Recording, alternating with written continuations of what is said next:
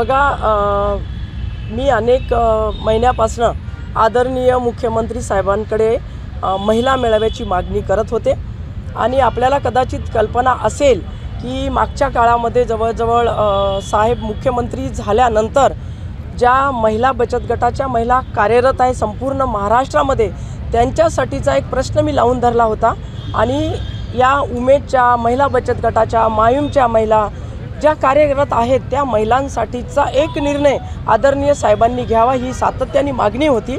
आणि म्हणून सह्याद्री अतिथीगृहामध्ये त्या ठिकाणी संपूर्ण महाराष्ट्रामधल्या 5 प्रतिनिधी त्या ठिकाणी आल्या होत्या आणि साहेबांनी त्यावेळेला आश्वस्त केलं होतं की निश्चित आपण या ठिकाणी या महाराष्ट्रातल्या ज्या काही माझ्या भगिनी आहेत, महिला आहेत, ज्या बचत गटाच्या माध्यमातून काम करतात, उमेदच्या माहीमच्या माध्यमातून काम करतात, त्या महिलांसाठी ठोस निर्णय घेऊया। आणि तो ठोस निर्णय या ठिकाणी आदरणीय मुख्यमंत्री एकनाथजी शिंदे साहेब असतील, आदरणीय देवेंद्रजी फडणवीस साहेब असतील, आदरणीय दादा असतील, या सगळ्यांच्या सहकार्याने घेतला गेला।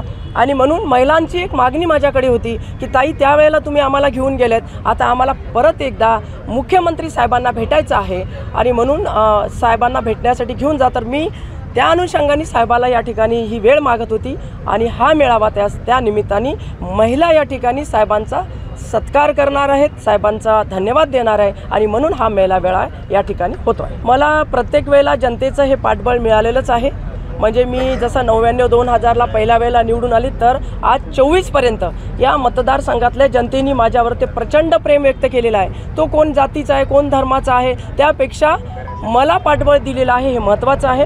आणि म्हणून मला असं वाटतं की हे काही शक्ती प्रदर्शन नाही, हे मला जनतेने दिलेलं प्रेम आहे आणि त्या प्रेमाच्या माध्यमातूनच या ठिकाणी ह्या सगळ्या घडामोडी होतात। नाही, अर्थात एक गोष्ट आपण सगळ्यांनी लक्षात घेतली पाहिजे, प्रत्येकाला मागण्याचा अधिकार असतो, परंतु मला विश्वास आहे की माझे मुख्यमंत्री आदरणीय एकनाथजी शिंदे साहेब हे माझ्याबद्दल त्या पद्धतीनेच विचार करतायत आणि आम्ही 13 खासदार आणि त्याचबरोबर जे काही 22 या ठिकाणी सीटा शिवसेनेच्या होत्या त्यातले 18 लोक आम्ही निवडून आलो होतो। त्या दिवशी पण आमच्या सगळ्या खासदारांनी एका सुराने त्या ठिकाणी मुख्यमंत्री साहेबांकडे मागणी केली होती की आम्हाला ह्या सगळ्याच्या सगळ्या सीट आपण शिवसेनेसाठी घेतल्या पाहिजेत।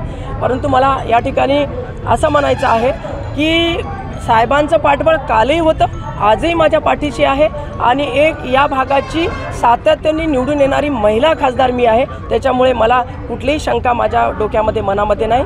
मागण्याचा अधिकार हा सर्व पक्षातल्या बाकीच्याही लोकांना असतो आणि ही लोकशाही आहे, त्याच्यामुळे कोणी मागणी करू शकतो। माझी उमेदवारी मी निश्चित समजते, मला काही शंका त्याच्यामध्ये मुळीच वाटत नाही, कारण जनतेचा आशीर्वाद आहे आणि माझ्या मतदारसंघामध्ये लगातार जी जनता मला या ठिकाणी पाठबळ देते आहे ते निश्चित माझ्या नेत्यांच्या कानावर ते सुद्धा आहे।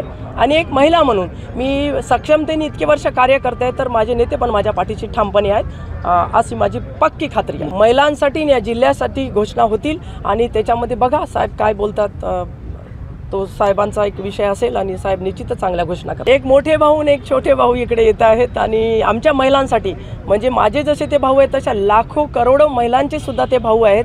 जसं मोदी साहेबांनी महिलांच्या आरक्षणासाठी फार मोठा निर्णय घेतला, तसाच या ठिकाणी आदरणीय मुख्यमंत्री देवेंद्रजी शिंदे साहेब असतील, आदरणीय उपमुख्यमंत्री देवेंद्रजी असतील, या सगळ्यांनी मिळून या उमेदच्या आणि महिला बचत गटासाठी या ठिकाणी निर्णय घेतलेला आहे। त्यामुळे मला असं वाटतं की हा महिलांचा दिवस आहे, महिलांसाठी फार आनंदाची बाब आहे।